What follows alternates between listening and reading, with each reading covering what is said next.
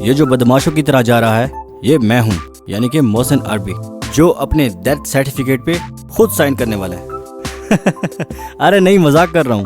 آج کے منی ولاگ کے ساتھ میں ہوں محسن عربی، اور میں آپ کے ساتھ اپنا ہوا میں اڑنے والا ایکسپیرینس شیئر کرنے والا ہوں۔ پنڈی کے قریب ایک بہت ہی خوبصورت جگہ ہے جس کا نام ہے خان پور ڈیم۔ ہم آ چکے ہیں خان پور ڈیم۔ سب سے پہلے ہم نے یہ بدماشوں والی واک کرنی ہے، اور اس کے بعد یہ پیسوں کے معاملات کرنے ہیں۔ پیسوں کے معاملات طے ہونے کے بعد آپ کی عزت میں مزید اضافہ ہو جاتا ہے۔ ارد گرد سارے بندے اکٹھے ہو جاتے ہیں اور ہیوی پروٹوکول ہوتا ہے۔ یہ جو پہنا رہے ہیں مجھے ویسٹ کوٹ، میری شادی نہیں ہونے والی، حفاظت کے لیے دیا جاتا ہے۔ اسے کہتے ہیں لائف جیکٹ۔ ٹائٹینک فلم تو آپ نے دیکھی ہوگی، جیسے وہ شاہ رخ کے سٹائل میں ایسے ہوا میں اپنے بازو اڑاتا ہے تو یہی جیکٹ پہنا ہوتا ہے اس نے۔ امید کرتا ہوں آپ نے وہی سے دیکھی ہوگی، کہیں اور سے نہیں۔ لائف جیکٹ پہننے کے بعد جو ہینڈز اپ کر لینے ہیں، یہ میری تلاشی نہیں لے رہے بلکہ حفاظتی بیلٹ باندھ رہے ہیں۔ اس کے بعد آپ نے رونے جیسا منہ بنا کے بھائی کو گلے لگا لینا ہے۔ یہ کسی موت کے فرشتے سے کم نہیں تھا۔ خیر، یہ تو چھوٹا سا مذاق تھا۔ اب ہم اڑنے کے لیے تیار ہو چکے ہیں۔ جیسے ہی میں ہوا میں اڑنے کے لیے ریڈی تھا، اور 4-3 بندوں نے ایسے ہی مجھے کرنی تھی جیسے ایک لنونی کو کرنی تھی، اور میں ہوا میں ایسے اڑا جیسے پتنگ ایک ہیوی سپیڈ میں ہوا میں چلے گئی، اور سامنے کشتی میں بیٹھا استاد جورا مجھے کنٹرول کر رہا تھا۔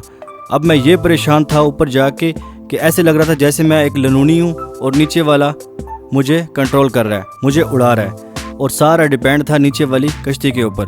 وہ جہاں گھماتا تھا میں اسی طرف چلا جاتا تھا، جہاں بھی لے کے جاتا تھا میں اسی طرف جاتا تھا۔ یہ تو شکر ہے اس کو کوئی کال نہیں آئی، ورنہ میرا پروگرام تو بڑھ جاتا۔ ہوا میں اڑ کے ایسا لگ رہا تھا جیسے ابھی کوئی چیل آئے گی، مجھ سے بدلہ لے گی، اور پیچھے جو غبارہ اڑ رہا تھا اس کو کوئی پنجہ نہ مار دے۔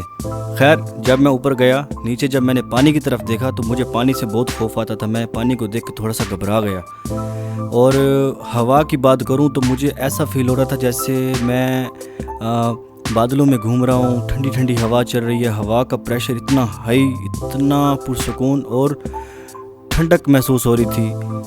خیر، استاد جورے نے مجھے نیچے سے اشارے دینا سٹارٹ کر دیے، کیونکہ ایک راؤنڈ پورا ہو چکا تھا، اور جیسے راؤنڈ پورا ہوا استاد جورے نے مجھے رائٹ طرف اس کو کھینچنے کو بولا کہ رسی کو کھینچو، لیکن میں نے لیٹ سنا۔ خیر، رسی کو میں نے دونوں طرف سے کھینچا زور سے، اور ایک طرف وزن آیا، اور میں جہاں لینڈنگ ہوتی ہے اس سے تھوڑا سا آگے جا کے لینڈ ہونے کی میں نے فل کوشش کی، اور نیچے جب 6 بندے مجھے کینچ کرے تھے میں ذرا خوف زدہ ہو گیا کہ یار یہ مجھے کیوں کینچ کریں، اگر کینچ چھوٹ گیا تو میرا کیا بنے گا۔ دور سے مجھے سارے کامران کم لگ رہے تھے، 6 کے 6۔